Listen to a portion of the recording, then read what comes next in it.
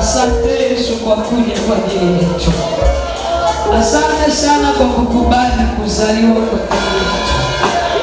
Ulizaliwa mahali pachafu pasipo nyumba zote zilijaa wageni. Ulizaliwa pachafu ili tuchukue na ule udhaifu wetu.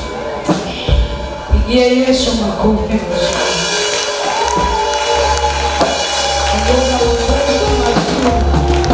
Yuko katikati yetu, anajidhihirisha kwa dalili nyingi. Dalili mojawapo ni uwepo mkubwa ambao ameuachilia katikati yetu. Yuko kwa ajili yako mahali hapa. Yeye ni mwaminifu sana, anatujua jinsi tulivyo, anatazama machozi yetu, anatazama vilio vyetu, anatazama unyonge wetu. Yuko kwa ajili yetu mahali hapa. Ni maombi yangu kwa Bwana uhudumiwe na yeye asubuhi ya leo. Ni maombi yangu kwa Bwana, wewe ambaye moyo umeinama uinuke tena kwa jina la Yesu. Ni maombi yangu kwa Bwana, wewe uliyekata tamaa uinuliwe tena. Kuna mtu amekata tamaa, jisikii kuendelea mbele. Anafanya huduma kwa kujilazimisha, anaimba, anajisukuma tu, amechoka. Yanga umoyo Mungu wangu, yanga moyo, yanga rama sekerebo shandalato rama kurina mo shanda.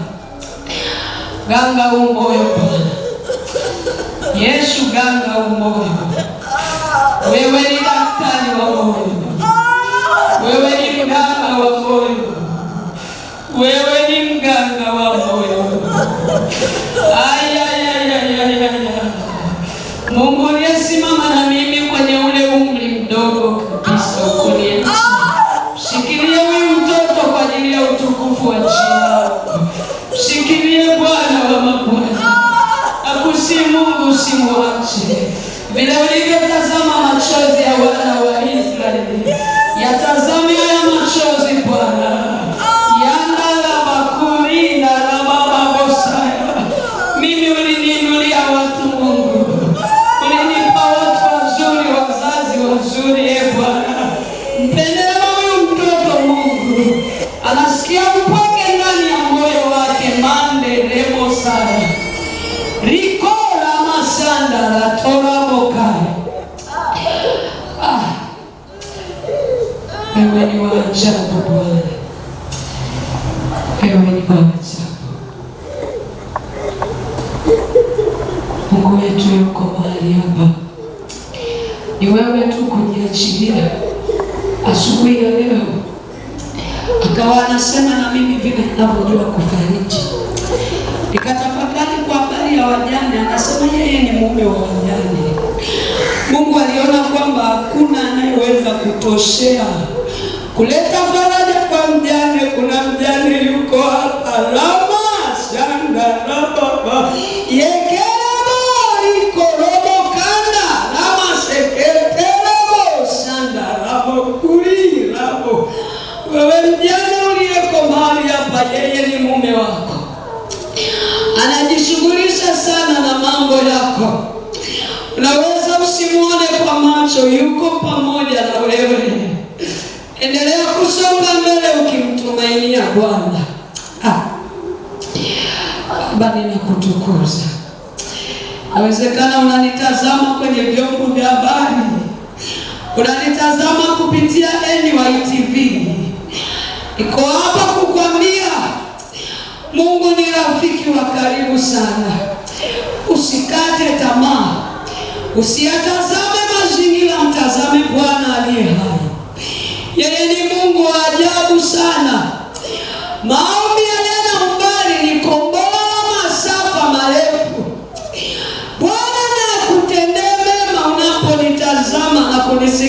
unanisikiliza, neema ya Bwana ianzishe msimu mpya kwenye maisha yako.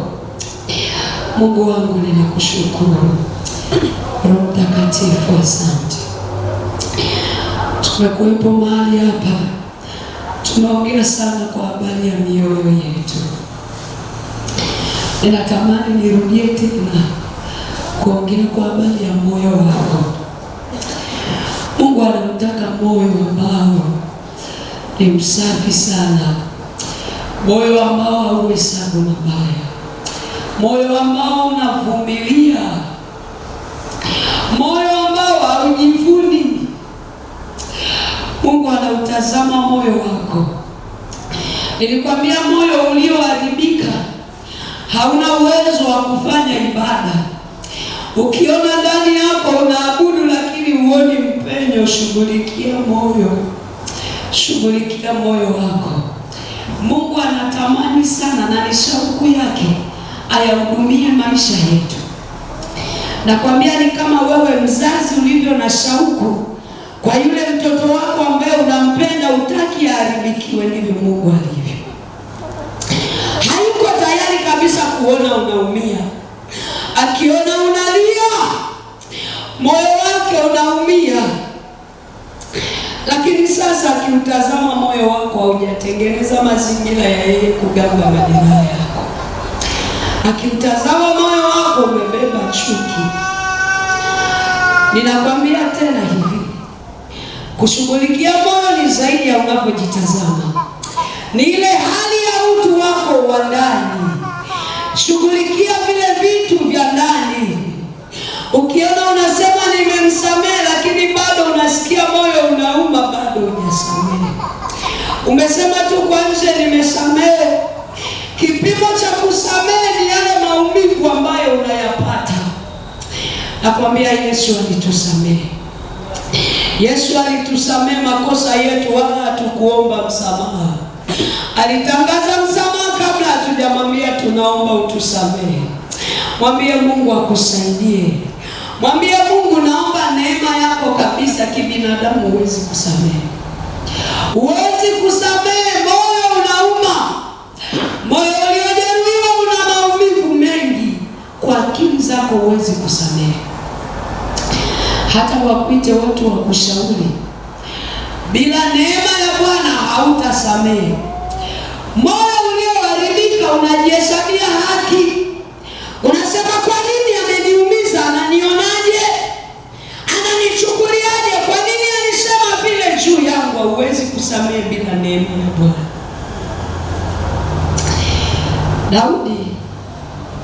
Daudi alikuwa mtu wa ajabu sana. Daudi alikuwa anafanya makosa mengi sana, lakini moyo wa Daudi ulikuwa ni moyo uliopondeka mbele za Bwana. Alikuwa akiona amekosea, jambo analolifanya ni kunyenyekea mbele za Bwana. Anaenda anapondeka mbele za Bwana. Kwenye ile Zaburi ya 139 anaongea Daudi, anasema Bwana umenichunguza na kunijua. Anasema umefahamu wazo langu tokea mbali. Yale maneno ni maneno yaliyobeba unyenyekevu wa kutoka kwenye anamwambia Mungu, kwa kweli nikiutazama moyo wangu naona unanidanganya. Moyo kila wakati unanipelekea kukosana na wewe. Daudi akagundua kwamba Mungu amemuumba, akasema Bwana, ninaomba uchunguze moyo wangu. Akasema chunguza moyo, kwa sababu alijua hakuna mtu anayejua moyo. Hata yeye alikuwa hauelewi moyo. Maana leo anaweza akajiapiza kwamba sitakosea, linakuwa ni swala la muda, baadaye anajikuta amekosea. Haleluya. Haleluya.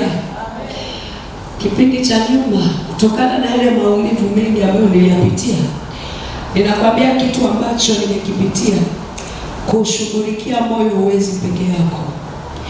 Nilipopita kwenye yale maumivu, niliathirika ndani ya moyo. Nilikuwa nina uwezo wa kukasirika Mtu akinikwaza kidogo tu ninakasirika mpaka ninazimia, napelekwa hospitalini. Maumivu ya moyo. Moyo ulioharibika unatoa chemchemi za mauti, unaweza ukafa. Watu wengi leo wana matatizo ya madonda ya tumbo sugu, wana matatizo ya presha kubwa kwa sababu tu ya majeraha ya moyo. Jamani, amina. Ilikuwa tu mtu akinijeruhi kidogo, nilikuwa siwezi kuongea, kujitetea nilikuwa siwezi, lakini moyo wangu ulikuwa unashambuliwa sana. Unaweza ukasema mimi sitaongea, saa hizi sitaki kujibishana na mtu. Unasema sitaongea kabisa, unafikiri uko salama? Hapana. Mimi nilikuwa nasema sitamjibu mtu, sitaongea chochote na nyamaza, lakini ndani yangu nilikuwa na vinyongo. Nilikuwa nikikaa moyo unaniuma mpaka nasikia kuchanganyikiwa. Haleluya. Bwana tusaidie sana. Nilikuwa naumia kuliko kawaida. Siku moja nikawa nimekaa, nikawa natafakari, nikawa nasema hivi, mimi mbona nina hasira isiyoisha? Na nilikuwa ninatangaza msamaha kabisa, nasema nimesamehe. Nikawa najua ukisema nimesamehe, umesamehe kweli, kumbe ni tendo la kufanyika kutoka ndani. Wengi wetu hapa tunasema tumesamehe, lakini Roho Mtakatifu bado analirudia, anataka ujishughulishe kutoka ndani. Hakuna daktari wa kutibu maumivu ya moyo, hayupo. Hakuna daktari wa kuponya moyo, hayupo. Haleluya.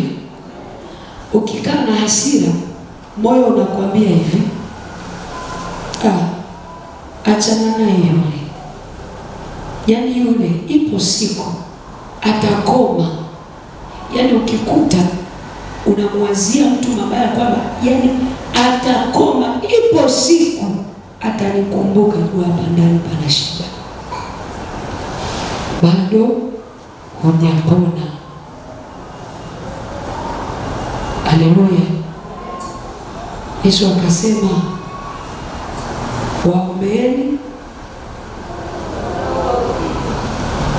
Hivi yule aliyekuudhi, kama hujatangaza msamaha, utaenda mbele za Bwana umwambie Mungu mtendee mema.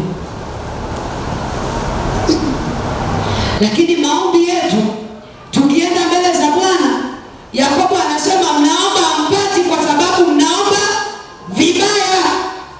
Tunaomba kwa kutaka kwetu wenyewe. Unamkuta mpendwa wewe aliyeumizwa, nenda kasikilize maombi. Baba, upigane nao, wakuone vile wewe ni Mungu. Shughulika na maisha yake. Ninamng'oa. Wewe unamng'oa mtu ambaye Mungu amempanda wewe.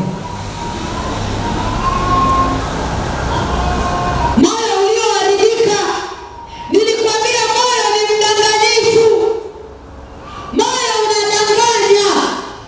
Wewe umefunga na tatu kavu, unajua unaomba vya maana, kumbe hakuna unachoomba mbele za Bwana. Mungu akikuangalia anakushangaa. Na Mungu anampenda sana mwanadamu. Kitu ambacho Mungu anaanza kufanya, anaanza kuandaa maarifa ya kukusaidia utoke hapo. Unaomba lakini unaomba vibaya kwa tamaa yako mwenyewe. Wewe Mungu ni Mungu wa msamaha. Yesu alitangaza msamaha. Tena kabla wewe hujaenda kumwambia naomba unisamehe, alishakutangazia. Alafu anakukuta pale. Yaani mimi nasema huyu Mungu huko mbinguni, yaani angekuwa anaonekana hivi, ingekuwa ni viroja.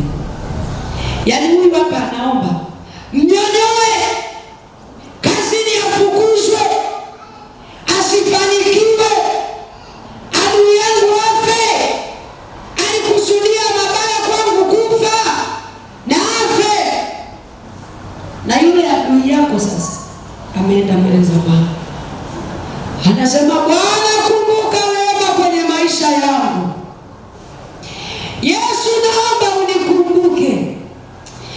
Yesu, naomba unitendee mema, nirehemu mwana wa Daudi. Mungu anauchungulia moyo uliopondeka. Zaburi ya 51 mstari wa 17. Dhabihu ya Mungu ni moyo uliopondeka na kuvunjika. Wewe uko huko umekazana, Mungu anautazama moyo, anauona umejaa unyenyekevu, umejaa msamaha, umejaa upendo. Wewe ukiwa unasubiria mabaya, unashangaa hatua za yule mtu zimeanza kuongezeka. Yaani moyo wako vile umeharibika, yaani unaanza kupitia maumivu makali ambaye hata yule unayeumia hajui. Unaumia kwa nini? Kwa nini? Kwa nini? Kwa nini? Kwa nini? Unaanza maisha ya kukosa amani. Utaona ukimwona yule mtu unasikia mpaka moyo wako unafyatuka, moyo una shida huo. Jamani, haleluya! Jamani, haleluya! Mjue sana Mungu ili uwe na amani. Ndivyo mema yatakavyokujilia wewe. Hautayaona mema mpaka umemwelewa Mungu kwa habari ya moyo wako. Yaani ukubali, ukatae, uondoe uhalisia. Jamani, amina. Wangapi tuko tayari kushughulikia mioyo yetu? Mwanamke, unaweza ukasindikiza kigeregere kizuri kabisa kwa ajili ya Bwana. Haleluya, haleluya. Ni binti, ni kijana. Siku hizi mimi sijui, kwa zamani sisi kanisani tulifundishwa hairuhusiwi kijana na binti kutafutana wenyewe kwa wenyewe. Wanatakiwa kufuata utaratibu, na nadhani ndio utaratibu ambao wachungaji wanatamani uwe hivyo. Lakini leo tuna majeraha mengi, tuna vijana ni wahanga, wameshatafutana wenyewe, wakapendana wenyewe, wakatesana wenyewe, wakaumizana wenyewe, wakaachana. Tumebaki na vijana na mabinti ni wahanga ndani ya kanisa. Yaani ili utoke mahali ulipo, lazima ukubali kushughulikia moyo wako. Lazima ukubali moyo wako upondeke, ufuate maelekezo ya Mungu na watumishi ambao Mungu amekupa wakulee. Huo moyo umejaa kiburi. Wasichana mnaniangalia, inawezekana uko hapo una kinyongo, umeachwa, umemchukia wewe kijana. Unamchukia nini wakati wewe umeenda kinyume na utaratibu? Kuna neno moja Waswahili wanasema, mwana kulitafuta mwana kulipata. Wewe umeenda kutafuta, wachungaji wapo, viongozi wa idara wapo, tena mnanena na wachungaji wa kike hapa. Kwa nini usiende ukaombe ushauri kabla hujachukua maamuzi? Kwa nini usiombe ushauri kwa wale waliokutangulia?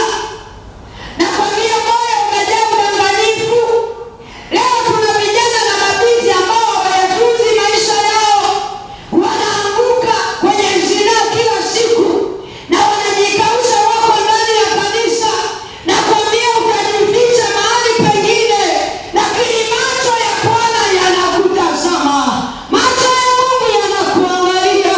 Ni vizuri kabla mwaka hujaisha, fanya matengenezo wewe, wakati neema ya Bwana bado ipo. Daudi akasema, niende wapi niepushe na uso wako? Niende wapi niepushe na uso wako? Nakwambia ulifanya ukiwa peke yako.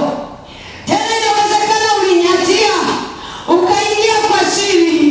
Ni kweli mchungaji hajakuona, ni kweli mama mchungaji hajakuona, hakuna mzee wa kanisa amekuona, hakuna shemasi wala mwenzio. Niko hapa kukwambia macho ya Mungu yako duniani kote. Nakwambia yanamulika mwema anakuchungulia mpaka uko ndani, anakutazama jinsi ulivyo. Na ninaongea hapa unasikia ndani yako kabisa, lakini kweli fanya matengenezo. Baba yule pale amejaa mafuta, nenda katengeneze. Kaini aliambiwa na Mungu, dhambi iko mlangoni inakuotea, inakupasa uishinde. Kaini alikaidi, hakuchukua zile hatua, lakini dhambi ilimtafuna. Dhambi ni mbaya, inaua. Dhambi ni mbaya, inaua wewe. Moyo ulioharibika hauna maana mbele za Bwana. Lakini niko hapa kukwambia, ni Mungu anayeweza kuondoa moyo wa jiwe usiosikia chochote, akarejesha moyo wa nyama kwenye maisha yako. Kama utajitambua kwamba nimeona kwa kweli hapa sipo sawa. Haleluya. Haleluya. Wangapi tunatamani kumwona Bwana? Pungia mkono wako hivi. Shughulikia moyo wako. Shughulikia moyo. Nenda mbele za Bwana, mwambie Mungu, ninaomba unisaidie. Niko hapa ninanyenyekea kwako, chunguza moyo wako. Ni mwaminifu sana, atakusaidia. Mimi nilimuomba Bwana nikasema, Mungu, wewe umesema hasira ya mwanadamu haitendi haki mbele za kwako. Mbele zako hasira yangu haina haki kabisa.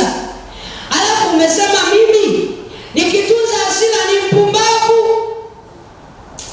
Nikasema, Mungu, nimeteseka siku zote hizi afu niendelee kuwa mpumbavu? Kaambia Mungu, naomba unisaidie. Nakwambia niliingia kwenye maombi kushughulikia hasira. Yaani kushughulikia hasira. Nilikuwa nalia naweza nikachanganyikiwa. Yaani ninalia mpaka watu wanasema mwacheni alie kitoke. Kinini kama sio pepo? Jamani, haleluya. Jamani, haleluya. Nakwambia shetani akiona mlango wanga anaingia, anajenga ngome. Lazima ubomoe hiyo ngome. Ulikwazwa kidogo au kusamehe, shetani akaona mlango akaingia, akatulia, akazalisha chuki, hasira, magomvi, faraka, uzushi, kwa sababu tu moja, ukumsamehe mtu. Umekuwa mzushi, moyo umeharibika. Ukiona yule ambaye unamwona ni adui yako anaongea na mtu, unaanza kumtafutia, kumchafulia, umekuwa mzushi. Bwana atuponye kanisa la Bwana. Bwana atuponye. Jamani, haleluya. Nilitamani niongee tena kuhusu moyo ili tuendelee hapa tunapoendelea.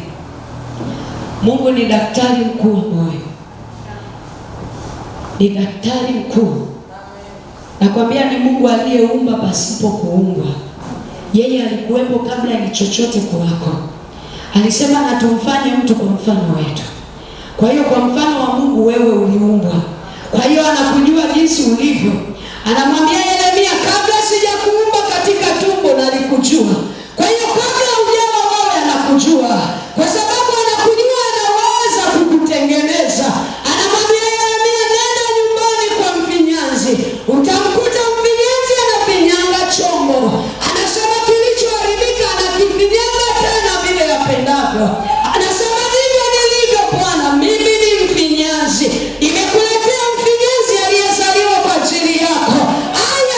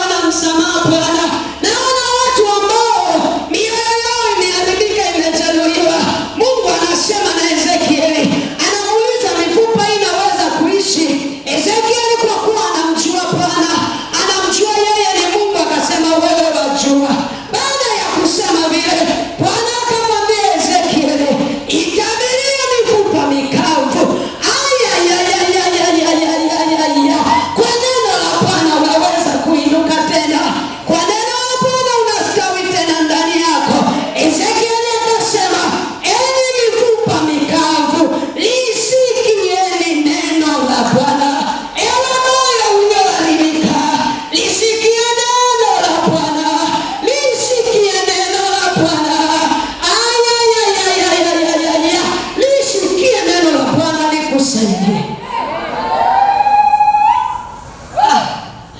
Nimekuletea Mungu ambaye ni halisi.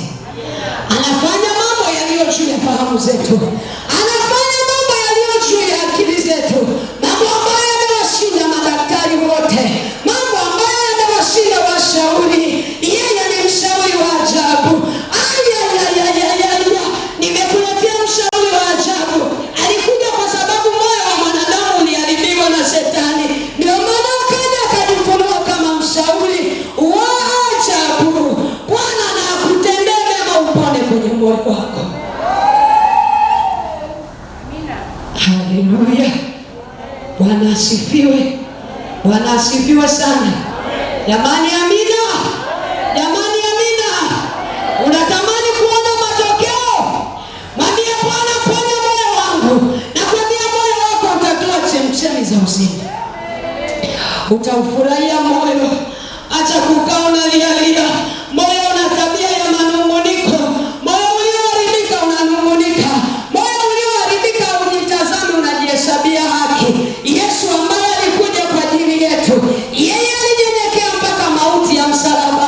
Aliitwa mwenye dhambi lakini hakutenda dhambi. Wala hakusimama kujitetea, maana alijua kusudi alilobeba. Bwana asifiwe. Bwana asifiwe sana. Kanisa la Bwana, tuvuke mwaka tukiwa salama. Tuvuke mwaka tukiwa salama. Tunaishi kwenye nyakati mbaya za hatari.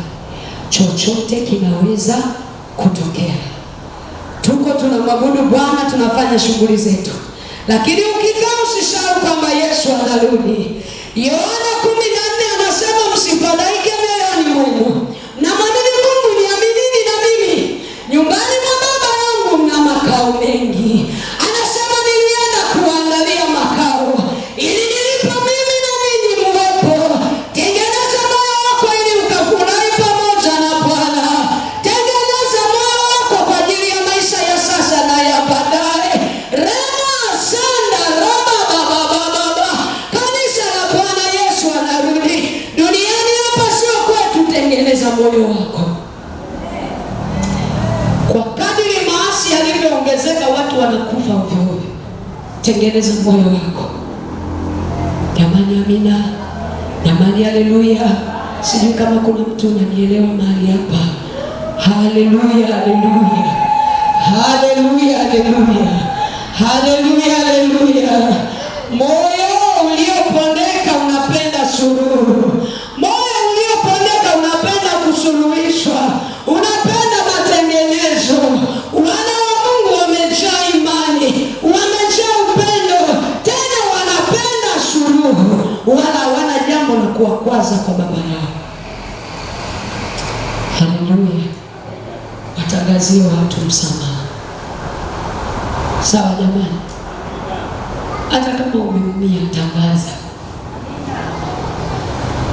Ni gharama kusamehe, lakini wasamehe. Stefano baada ya kupigwa, Stefano anakufa. Anasema Baba wasamehe, hawajui walitendalo.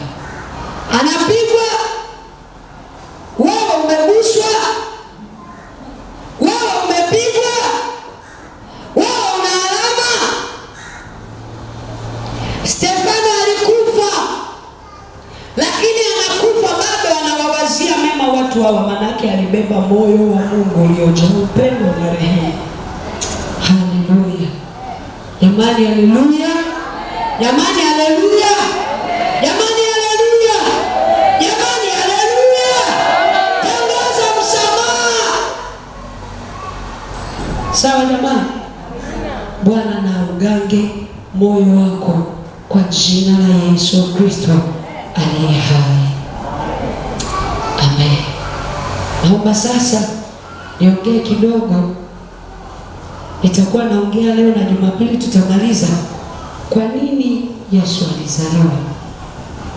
Tulikuwa tunaongea kwa habari ya umuhimu wa matengenezo. Sawa jamani?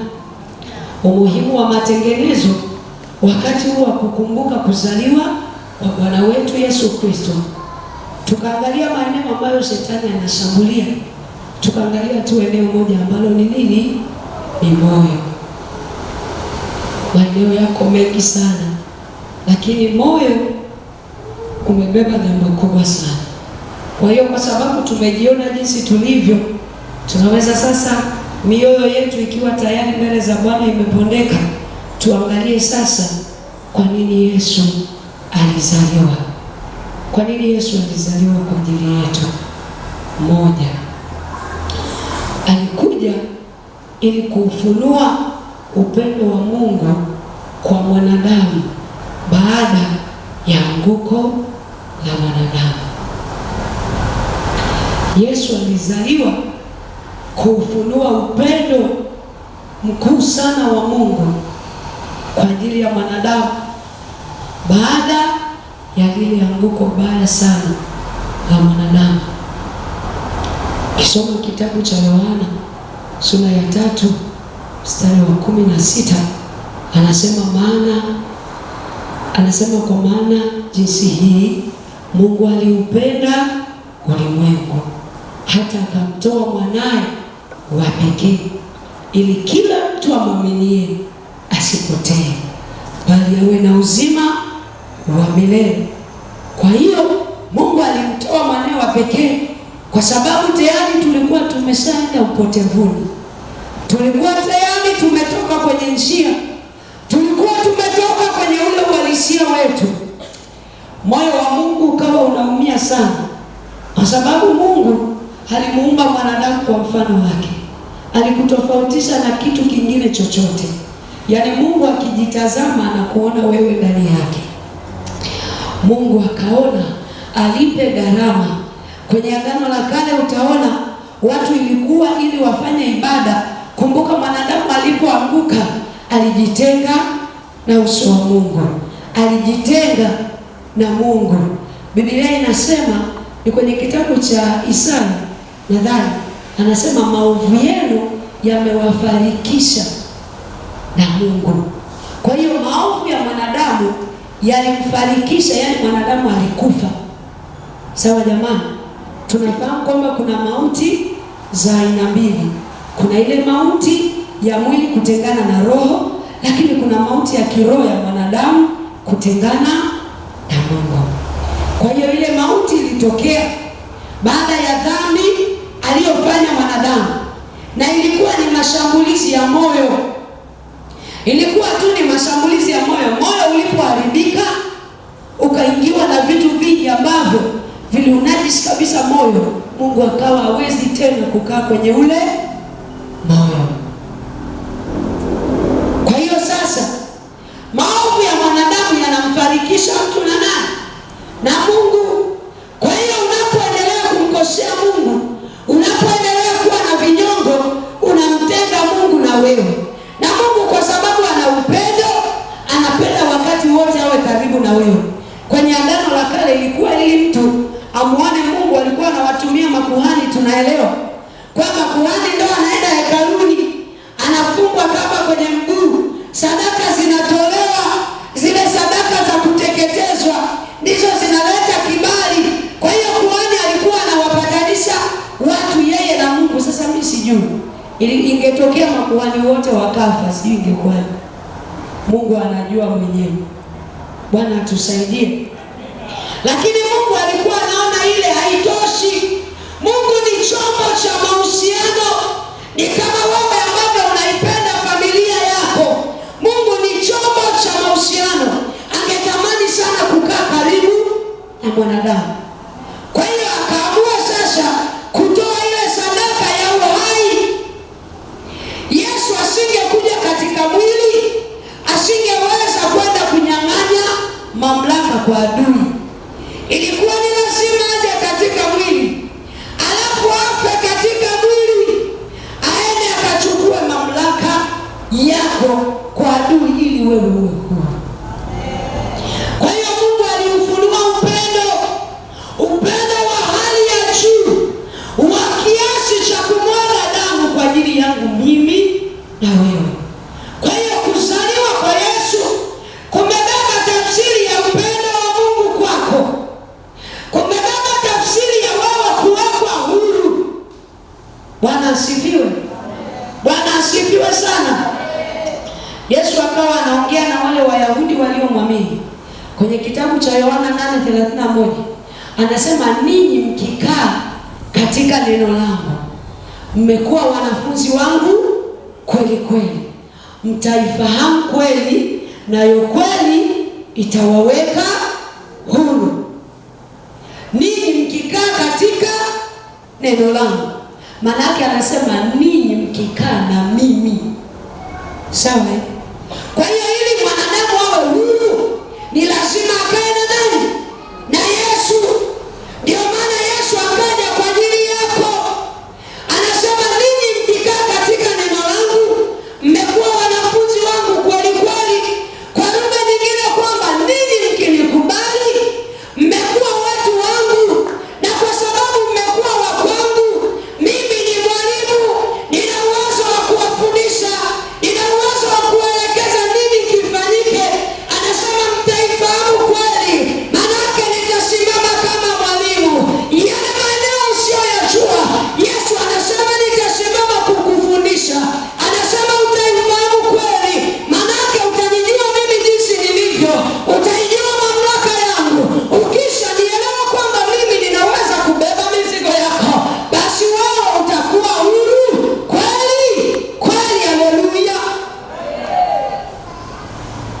jamani, haleluya.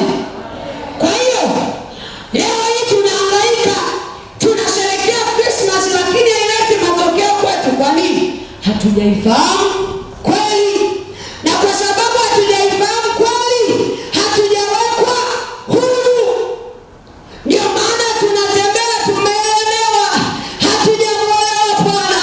Nisikilize, kweli kwa lugha ya kawaida ni ukweli usio na mashaka, ni ule uhalisia usio na mashaka. Kwa hiyo Yesu ni halisi kwenye maisha yako. Yesu ni halisi, ukimpata umepata vyote. Nakwambia mimi nilipompata nilipata vyote. Nilipewa fedha ya kutetewa kwenye mauti.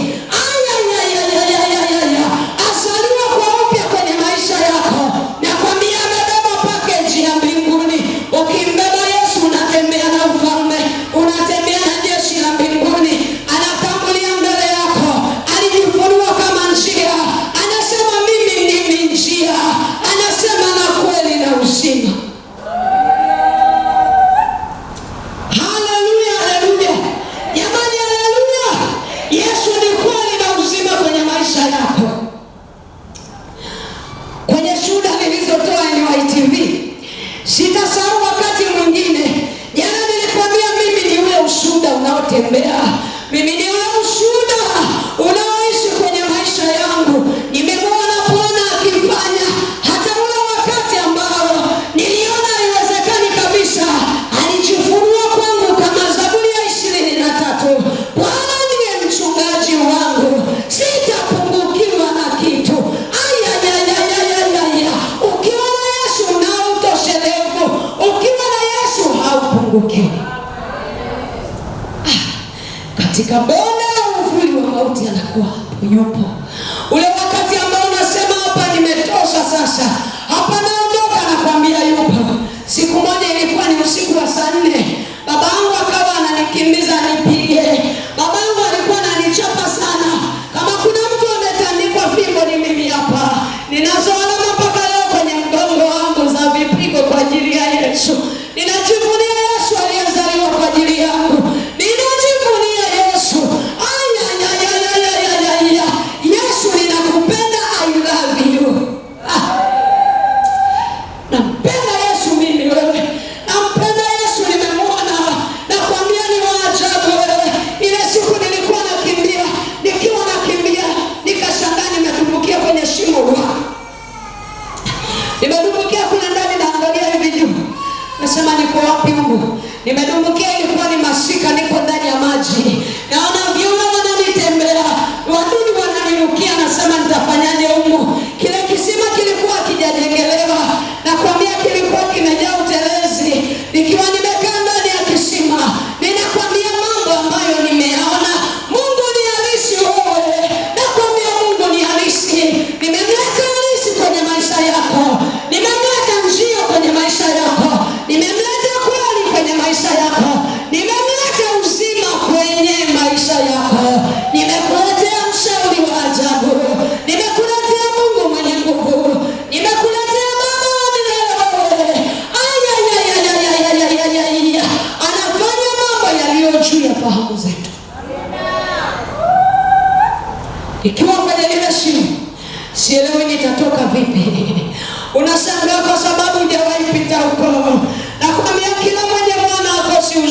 nina ushuhuda.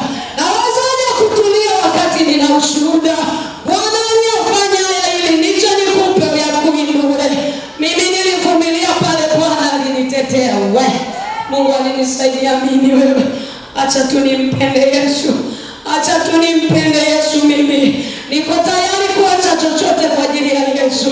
Baba, Yesu kumeniambia nije huku. Jumapili asubuhi napigiwa simu. Baba ana hali mbaya. Nilikuwa naongoza ibada kule kanisani. Nikamwambia mume wangu nenda kampeleke baba hospitali. Mimi ngoja niende kanisani nikamwabudu Bwana. Nilipotoka kanisani nikapitia hospitali. Nikakuta baba yangu yuko mahututi haongei. Tena nafika madaktari wamemshikilia. Alikuwa amedondoka chooni, alipoingia akadondoka. Yesu wewe nakupenda, wewe Yesu mzuri wewe. Yesu nakupenda. Nimeyatoa maisha yangu kwa ajili yako. Rama sana, baba bosai. Nikamwona baba yangu mkononi nina tiketi ya kuja huko. Mungu akaniambia chagua. Unaenda Galilaya unabaki kumwona baba yako. Ukawa mtihani mkubwa kwangu. Nikamwangalia baba yangu amelala pale kitandani. Nakwambia nikamwekea mikono. Nikasema baba, maisha yangu nimeyatoa kwa ajili ya Yesu. Ninakuacha na Yesu, acha nimpeleke Yesu Galilaya. Baba ninaondoka, ninaenda, Mungu akutunze. Mama yangu akaanza kulia. Nikamwambia jitie nguvu mama, wewe ni jeshi kubwa. Maisha yangu nimeyatoa kwa ajili ya Bwana. Jana nilipotoka hapa kanisani, nimekuta babangu amenitumia heri ya Christmas mwanangu. Nimekuletea Mungu ni halisi. Nilimwacha baba na mama waongei wewe. Ninamsema sana niangalia tu hivi. Haongei. Halafu mimi ndo wananitegemea. Nitoe hela za hospitali, nilikuwa sina hela. Nikamwambia yule daktari mtimu babangu. Waliponipa bili, nikalipa hela kidogo niliyokuwa nayo. Nikamwambia yule daktari kwa imani. Nikasema mtimu babangu. Nikamwambia nitakutumia pesa. Rikora masanda hajawahi kuniacha niaibike. Nikiokoa basi mtu akanitumia pesa. Yekera masanda baba. Nikaituma nikamwambia mama nimetuma hiyo hela baba endelee kutibiwa. Ninamshukuru Mungu wewe. Nimekuletea Mungu halisi. Babangu alikuwa naumwa niliondoka. Baba nimeacha watoto wangu, nina mtoto wa miaka 3. Nimeanza kusafiri tangu ana miaka 2 ninamwacha kwa ajili ya Bwana. Kwa sababu Bwana ndiye niliyempata akanipa vyote. Wale wazazi ni Bwana alinipa. Yule mume niliye naye amebaki na watoto Mungu alinipa. Wale watoto Bwana amenipa. Siwezi kumwacha Bwana kwa ajili ya vitu alivyonipa. Anasema uzima wa mtu haupo kwenye wingi wa vitu alivyo navyo. Uzima watu uko mikononi mwa Bwana. Raba baba. Yando rabo sanda. Yesu alikuja kwa ajili ya upendo wa Mungu.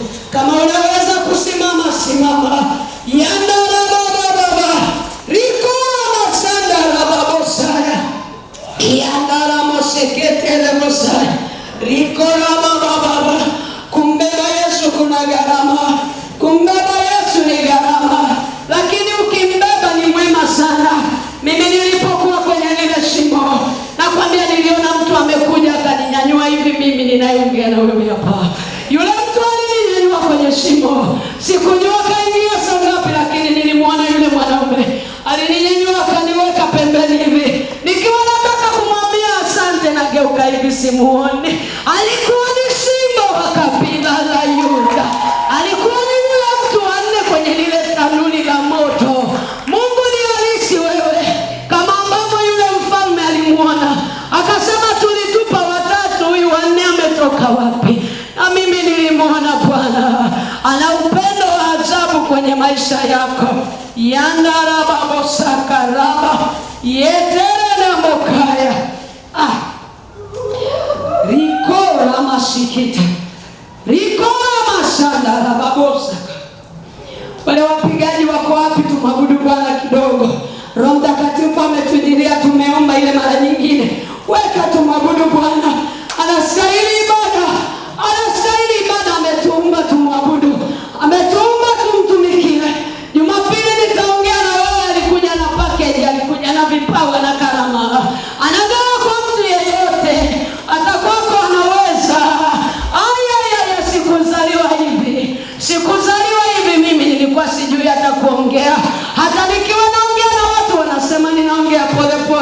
lakini Mungu anaweza ndani yako, anaweza kukutumia wewe.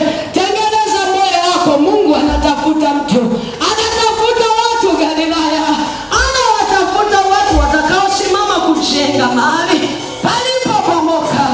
Rabababosaka. Oh Yesu, Baba